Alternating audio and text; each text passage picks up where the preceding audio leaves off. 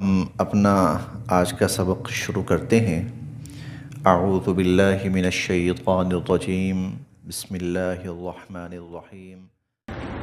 قال، حضرت موسیٰ علیہ السلام فرمانے لگے، انہو بے شک اللہ رب العزت، یقول فرماتے ہیں،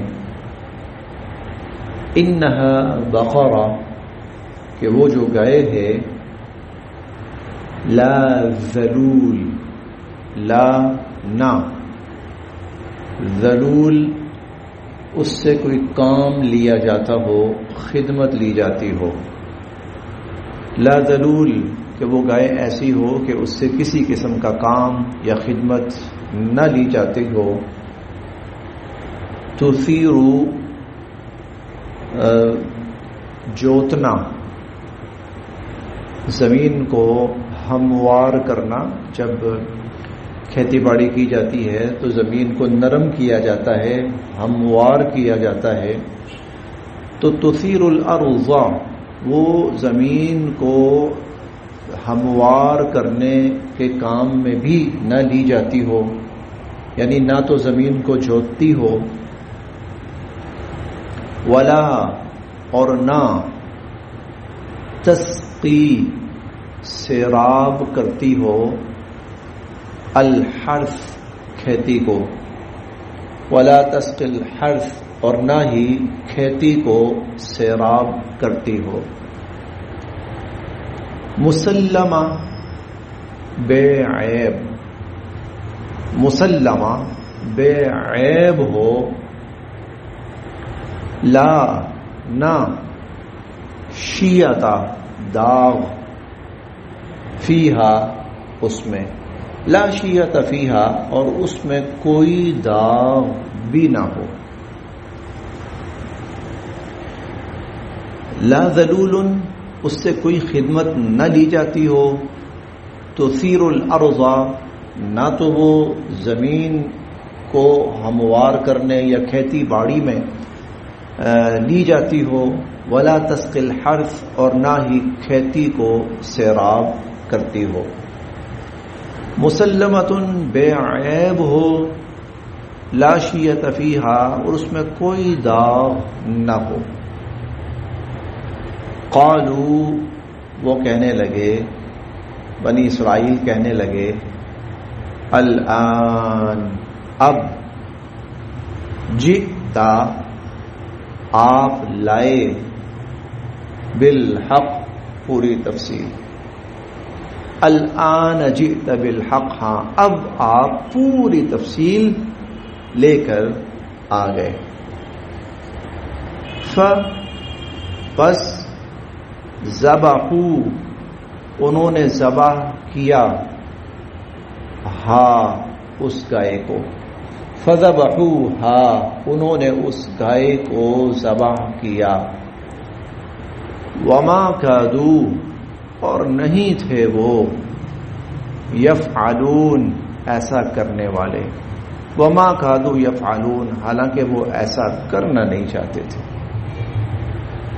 قال حضرت موسیٰ علیہ السلام نے فرمایا، انہو یقول اللہ تعالیٰ فرماتے ہیں، انہا بقرہ کہ وہ ایسی گائے ہو، لا ذلول کہ جس سے کوئی کام نہ لیا جاتا ہو، تثیر الارض نہ تو وہ زمین کو ہموار کرتی ہو، ولا تسقی الحرث اور نہ ہی کھیتی کو سیراب کرتی ہو، مسلمہ بے عیب ہو، لا شیعت فیہا اور اس میں کوئی داغ نہ ہو۔ قالوا وہ کہنے لگے، الآن جئت بالحق اب آپ پوری تفصیل لائے ہیں، فذبحوها انہوں نے اس گائے کو ذبح تو کر دیا، وما کادوا یفعلون لیکن وہ ایسا کرنا نہیں چاہتے تھے۔ یہ وہ واقعہ جو بنی اسرائیل کی تاریخ کا ایک ایسا واقعہ جو انہیں کرنا پڑا اور وہ کرنا نہیں چاہتے تھے۔ اچھا، اس کی تفصیل ہم نے پیچھے پڑھ لی ہے، کیوں ان کو اللہ تعالیٰ نے فرمایا گائے ذبح کرو، تھوڑی سی تفصیل آگے بھی آ رہی ہے۔ اب انہوں نے بجائے اس کے کہ اللہ کا حکم آتے ہی اس کو ماننے یا تسلیم کرنے کے بجائے اپنی عادت کے مطابق مین میخ نکالنی شروع کر دی، فضول سوالات، تنگ کرنا، بلا وجہ کے اعتراضات شروع کر دیے۔ نتیجہ یہ ہوا کہ اللہ تعالی ان کے لیے اس گائے کا حصول مشکل سے مشکل کرتے گئے۔ اب یہ جو گائے اللہ تعالیٰ نے اس کی جو شرائط بتائیں، پوری بنی اسرائیل میں یہ گائے صرف ایک تھی۔ پوری بنی اسرائیل میں یہ گائے صرف ایک تھی، کلر بھی یہ ہو اور اس کی صفات بھی یہ ہوں، کہیں کسی جگہ پر بھی وہ کام کاج میں نہ لگایا گیا ہو اس کو، نہ کہیں کھیتی باڑی کے لیے، نہ کہیں کھیتوں کو سیراب پانی دینے کے لیے۔ آپ نے دیکھا ہوگا جانور جو ہے نا رہٹ لگے ہوتے ہیں، گاؤں دیہات کے اندر تو یہ منظر بہت عام ہے، شہروں میں تو خیر شاید کم ہی ہو، بلکہ نہیں ہوگا۔ تو گاؤں دیہات کے اندر رہٹ لگا ہوتا ہے، تو وہ جانور جو ہے نا کولو کا بیل جسے کہتے ہیں نا، تو وہ رہٹ کے ارد گرد گھومتا رہتا ہے، تو اس سے پانی نکلتا رہتا ہے اور اس سے وہ کھیتوں کو پانی جاتا رہتا ہے، یا پھر وہ اس کے پیچھے ہل لگا دیا جاتا ہے بیل گائے کے پیچھے اور وہ ہل چلا رہی ہوتی ہے۔ اب تو خیر جدید ذرائع بھی بہت آگے، لیکن بہرحال پہلے یہ جانور بہت استعمال ہوتے تھے زراعت کے اندر، کھیتی باڑی کے اندر۔ اب یہ ممکن نہیں ہے کسی گھر کے اندر جانور ہو اور وہ کھیتی باڑی میں استعمال نہ ہو، کھیتی باڑی کے اندر، کھیتوں کو سیراب کرنے کے اندر۔ پھر یہ ہے کہ پورا وجود اس کا ایک رنگ کا ہو، کوئی داغ نہ ہو کہیں پر، کسی قسم کی اس کے اندر خامی نہ ہو، عمر بھی اس کی درمیان کی ہو، نہ زیادہ عمر کی ہے نہ تھوڑی عمر کی ہے۔ اب یہ گائے ڈھونڈنے نکلے، گائے نہ ملے نہ ملے نہ ملے نہ ملے، ڈھونڈ ڈھونڈ ڈھونڈ ڈھونڈ پتہ چلا کہ وہ گائے صرف ایک بچے کے پاس ہے۔ اس کے بارے میں بھی بہت سارے واقعات ہیں تاریخی کتابوں میں، لیکن قصہ مختصر یہ کہ اس نے کہا جی یہ گائے ملے گی آپ کو، لیکن شرط یہ ہے کہ جتنا اس کا وزن ہے اس کے برابر سونا دو، اس کے برابر، یعنی منوں کے حساب سے سونا۔ مجبوری تھی، اللہ کا حکم ہے، خود مانگی ہے کہ اس طرح کی گائے۔ اب جیسے تیسے انہوں نے وہ پیسے جمع کیے، سونا جمع کیا، اور وہ گائے لے کر آئے، اور لا کر ذبح کرنا نہیں چاہتے تھے لیکن ذبح کرنی پڑی۔ انہوں نے وہ گائے ذبح کی، اور جب گائے ذبح کی تو پھر کیا ہوا، اب یہ ہم اگلی آیت میں پڑھتے ہیں۔ وَإِذْ، اور جب، قتل تم نے قتل کیا،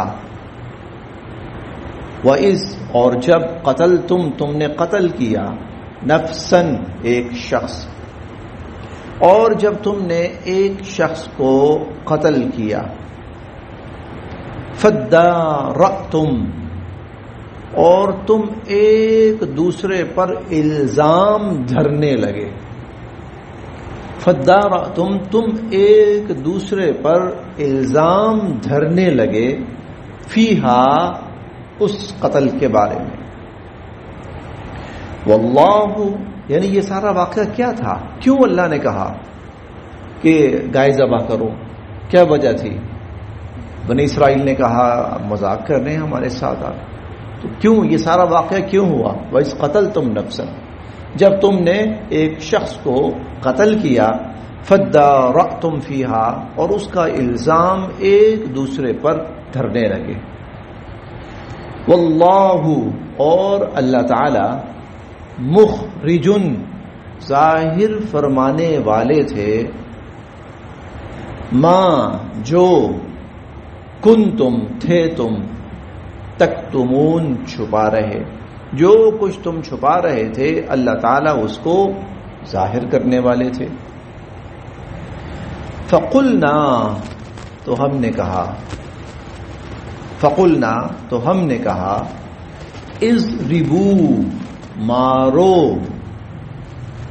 ہو، اس شخص کو، مارو اس شخص کو، لگاؤ یا مارو، ببعضھا، بعض ٹکڑا، ہا، اس گائے کا، اس گائے کا ایک ٹکڑا، اس مردے کو مارو۔